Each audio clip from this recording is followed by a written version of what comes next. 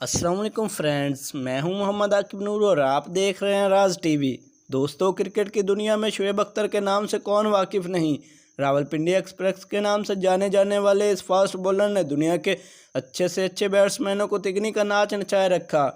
चाहे वो Brian Lara जैसा अजीम बैट्समैन या सचिन तेंदुलकर जैसा क्रिकेट का देवा ही क्यों ना हो, सब शुएब अख्तर के गज़ब का शिकार हुए। सचिन के बारे में तो मशहूर था कि जब शुएब बॉलिंग करवाते थे लिटिल मास्टर की टांगें कांपती थी।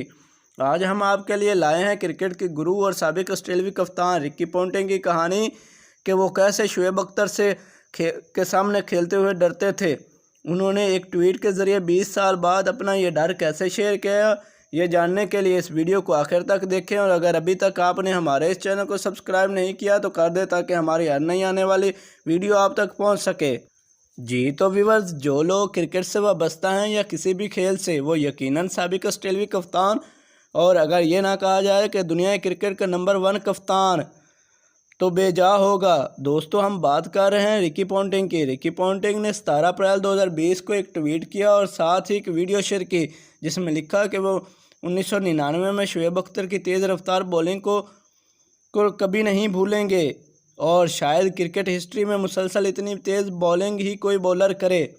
दोस्तों, रिकी पॉन्टिंग कोई आम इंसान नहीं। पॉन्टिंग की क़यादत में ऑस्ट्रेलिया ने मुसलसल 2 वर्ल्ड कप जीते। ना सिर्फ बेहतरीन कप्तान बल्कि एक शानदार बल्लेबाज भी थे। वसीम अकरम का कहना है कि अगर दुनिया में पुल और हुक शॉट का कोई मास्टर है तो वो रिकी पॉन्टिंग है। जब ऐसा बल्लेबाज किसी की तारीफ़ करे तो समझो वो वाकई लेजेंड है।